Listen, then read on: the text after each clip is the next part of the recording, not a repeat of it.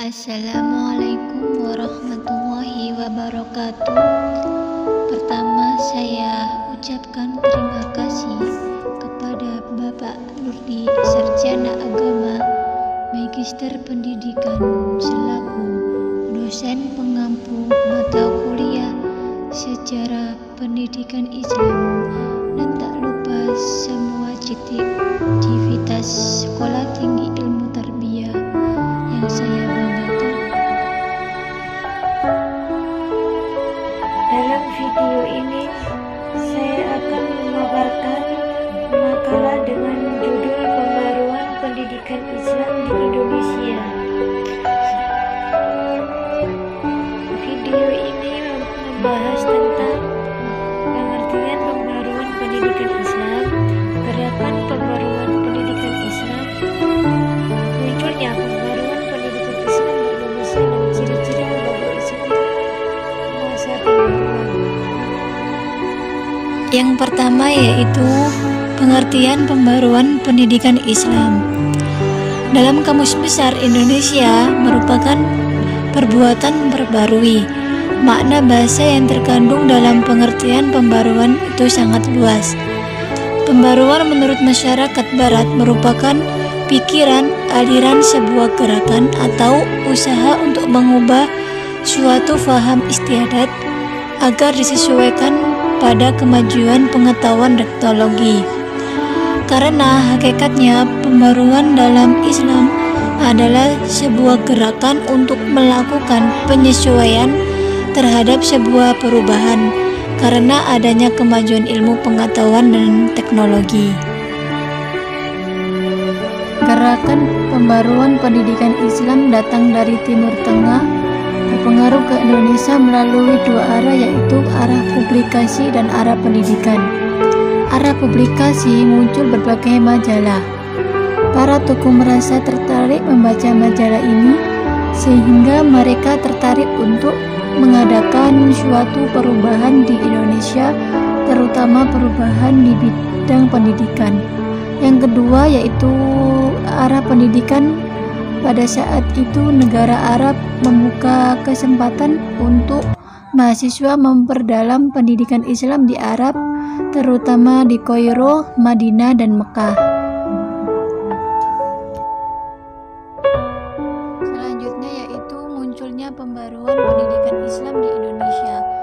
Muncul dari adanya pemikiran Islam di belahan dunia Islam, di antaranya yaitu Mesir, Turki, dan India. Mesir mengaku bahwa bangsanya tertinggal jauh dengan Eropa dalam bidang ilmu pengetahuan. Dalam hal ini juga sama dengan dirasakan oleh bangsa Turki bahwa Eropa lebih maju dan unggul dari Turki. Lembaga pendidikan Islam pada masa pembaruan dahulu sebelum adanya pembaruan pendidikan hanya ada pesantren dan surau. Pesantren dan surau lah yang merupakan pendidikan yang mengadakan agama di pesantren kitab-kitab klasik. Dan tidak ada ukuran kitab di pesantren kecuali metode belajar di pesantren menggunakan metode surga, metode potongan, dan metode musyawarah. Yang terakhir yaitu ciri-ciri lembaga Islam masa pembaruan. Ada beberapa ciri pendidikan Islam sebelum masa pembaruan, yaitu sistem pendidikan bersifat non-klasikal. Sistem pendidikan tidak ada batasan yang membatasi lamanya belajar. Jadi siswa boleh belajar di pesantren selama 1 tahun, 2 tahun, atau hanya beberapa bulan saja. Yang kedua yaitu mata pelajarannya hanya pelajaran agama saja yang sumbernya kitab-kitab klasik. Kesimpulan dari video ini yaitu abad 20 merupakan peristiwa terjadinya suatu pembaruan pendidikan Islam di Indonesia dan memiliki faktor-faktor yang mendorong terjadinya pembaruan pendidikan di Indonesia. Salah satunya yaitu ada keinginan umat Islam untuk kembali kepada Al-Quran dan As-Sunnah. Karena sebelum abad 20, sistem pendidikan Islam di Indonesia sangat tertinggal dari negara-negara lainnya, baik itu sistem pendidikan materi pembelajaran ataupun metode. Maka dari itu,